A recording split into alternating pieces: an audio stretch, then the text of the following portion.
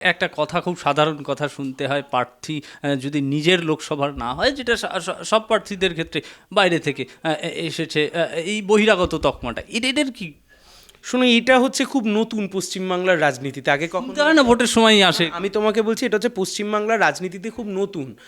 জবে থেকে আগে দল মনোনয়ন দিত, এখন তুমি দেখো দল টিকিট দেয়।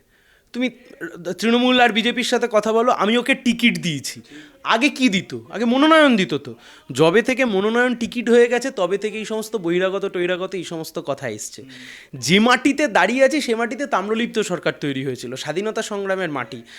সংগ্রাম, লড়াই, আন্দোলনের কোনো মাটি থাকে বলে ভাই আমাদের অন্তত জানা নেই। খুব পরিষ্কারভাবে আমি তোমাকে বলছি, নেতাজি সুভাষচন্দ্র বসুর জন্ম এক স্থানে। আমাকে অনেকে তোমার নিচে গিয়ে বলতে পারে, ও বড় এসছে, নিজেকে নেতাজি সুভাষচন্দ্র বসু ভাবছে না। যারা লড়ে, আন্দোলন করে, যারা সংগ্রাম করে, তাদের জন্য কোনো নির্দিষ্ট মাটি থাকে না। নেতাজি সুভাষচন্দ্র বসু শুধুমাত্র দেশকে স্বাধীন করবার লক্ষ্যে বিভিন্ন বিদেশে ঘুরে বেরিয়েছেন একটা সময়েতে।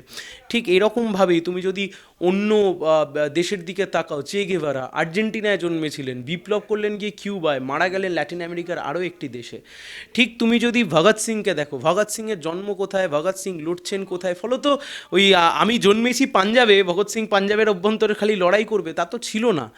ফলত এই হচ্ছে নতুন কনসেপ্ট, এতে মানুষের কিচ্ছু যায় আসে না। না, আমি একদম পরিষ্কার জানতে চাইছি, একদম তমলুকবাসীর জন্য জানতে চাইছি, আমাকে একদম পরিষ্কার, কোনো দলের আক্রমণ নয়, আমি একদম স্পেসিফিক জানতে চাইছি, এই লোকসভায় মানুষ যদি মনোনীত করে সিপিআইএম এর প্রার্থী হিসাবে সায়ন ব্যানার্জিকে, সায়ন ব্যানার্জি এই লোকসভা কেন্দ্রের জন্য ঠিক কী কী গঠনমূলক কাজ?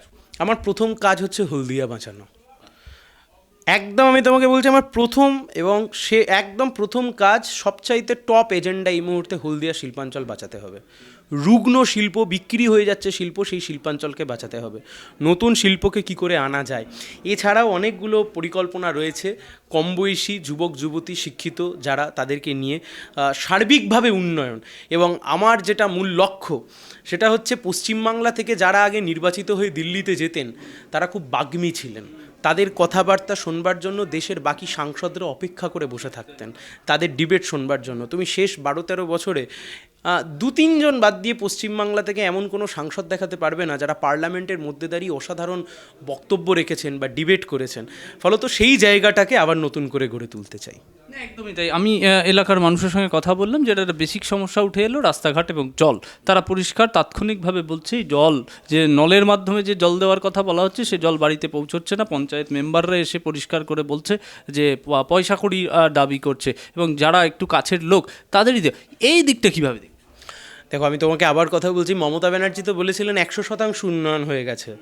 হ্যাঁ, তাহলে 100% উন্নয়নের মধ্যে এগুলো কেন ধরছে বা পড়ছে না কেন? আসলে ধাপ্পাবাজির সরকার চলছে রাজ্যে, কেন্দ্রে ধাপ্পাবাজির সরকার চলছে। শুভেন্দু অধিকারী রাজ্যের বিরোধী দলনেতা, নন্দীগ্রাম থেকে উনি জিতেছেন। তুমি নন্দীগ্রামে চলো, আমি নন্দীগ্রামে আগের দিন গেছিলাম, মানে আচার খেয়ে পড়বার মতো রাস্তা আমি তোমায় দেখিয়ে দিতে পারি।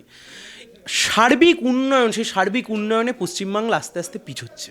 একদমই তাই। আমার একদম শেষের দিকে চলে এসেছি। দোল, এই সামনেই কিন্তু আমাদের দোল পূর্ণিমা, যেটা আমরা ছোটবেলা থেকে একদম রঙে ব্যাপার। সেই জায়গা থেকে দাঁড়িয়ে কিন্তু দেবাংশু প্রার্থী, তোমার ঠিক বিপরীত দিকে তৃণমূল কংগ্রেসের প্রার্থী, তিনি তো অলরেডি বলেই দিয়েছেন যে খেলা হবে। কীরকম খেলা হবে? লড়াই হবে, এবং লড়াই হবে জেতবার জন্য। খেলাধুলা এসব মাঠে হয়, ক্রিকেট, ব্যাডমিন্টন এগুলো হয়। রাজনীতির ময়দানটা লড়াই করবার ময়দান। রাজনীতির যে ময়দান, সেটা হচ্ছে সংগ্রামের ময়দান, লড়াইয়ের ময়দান, আন্দোলনের ময়দান। আমি প্রথম দিনকেও বলেছি, আজকেও আমি বলছি, লড়াই হবে, জোরদার লড়াই হবে। এবং তুমি বুঝবে, নেমেছি যখন জেতবার জন্য নেমেছি, মুখ দেখাতে আসেনি ভাই।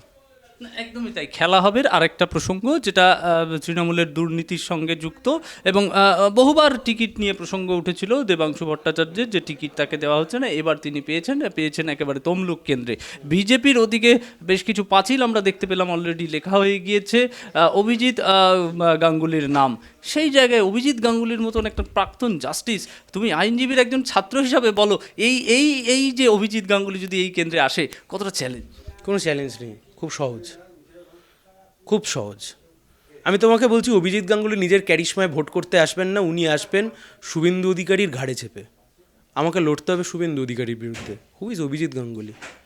Abhijit Ganguly is a factor হাইকোর্টে। এখানে কি?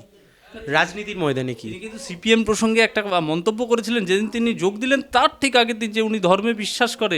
সিপিএম সে ধরনের দল নয় যে নাস্তিকতাবাদ রয়েছে এবং সেই জন্য তিনি ধর্মে বিশ্বাস করেন, সে কারণে সিপিএমে যাননি। আমি তোমাকে বলছি, আমি ওনাকে নিয়ে খুব লিস্ট বদার্ড, আমি ওনাকে নিয়ে কোনো উত্তর দিতে খুব স্বাচ্ছন্দ্য বোধ করছি না এই কারণে, উনি সংবাদ মাধ্যমে বসে একজন জিজ্ঞাসা করেছিলেন, একজন সাংবাদিক, যে গান্ধী না গডসে, একজন প্রাক্তন বিচারপতি বলেছেন এটা আমায় ভেবে উত্তর দিতে হবে।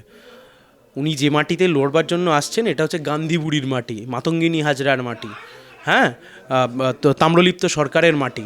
এই মাটির যোগ্য উনি এখনও হয়ে ওঠেননি।